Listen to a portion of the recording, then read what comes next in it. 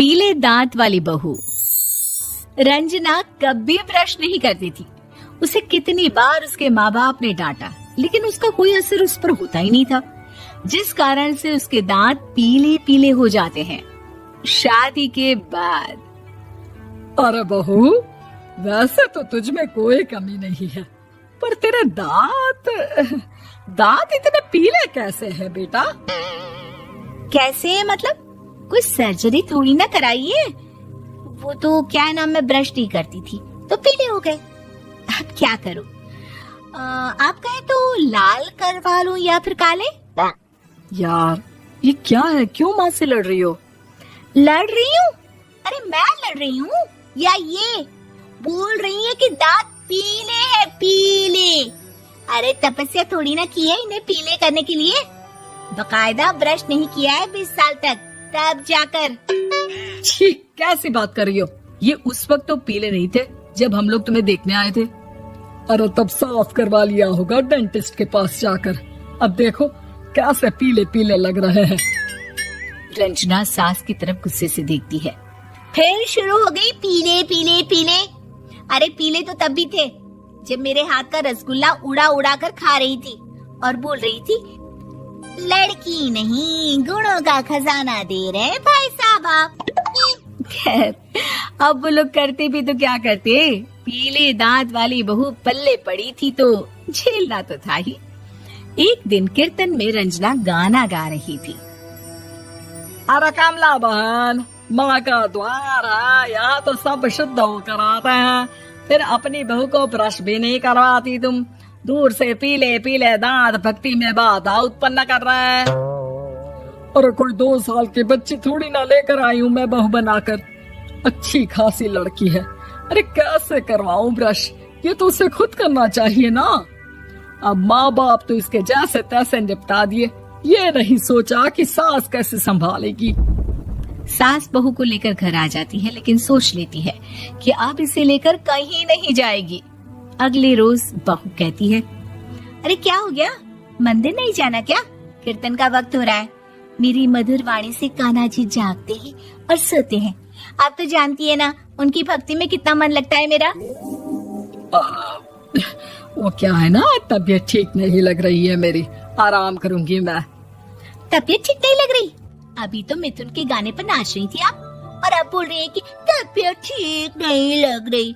अरे भक्ति में मन लगा लो सासू माँ, ऊपर जाना है, क्या मुंह दिखाओगी आप? हाँ? सास को बहू की बात पर गुस्सा आ जाता है।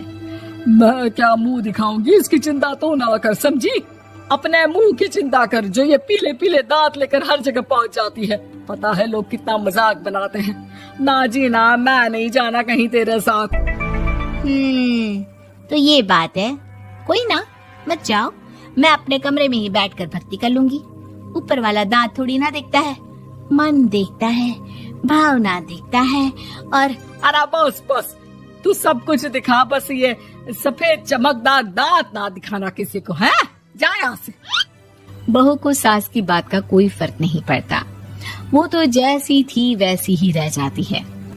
सुबह नहाकर किचन में खाना बनाना, फिर खाना खाना, कीर्तन भजन करना और सो जाना। एक दिन, माँ जी मैं सहेली के घर जा रही हूँ, शाम को लेट आऊंगी।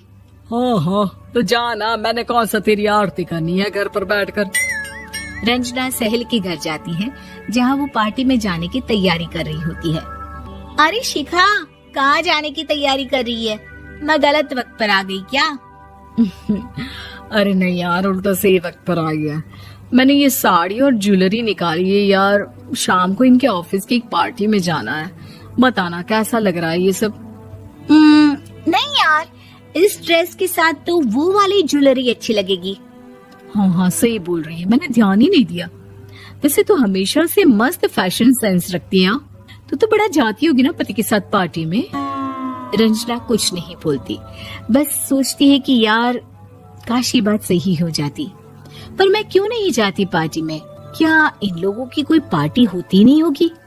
रंजना घर आती है और रात में पति से सवाल करती है, एक बात बताइए, आप मुझे किसी पार्टी में क्यों नहीं ले जाते? क्या आपके यहाँ ऑफिस में पार्टी नहीं होती? पति बेचारा क्या कहता कि दांत पीले हैं तुम्हारे इसलिए।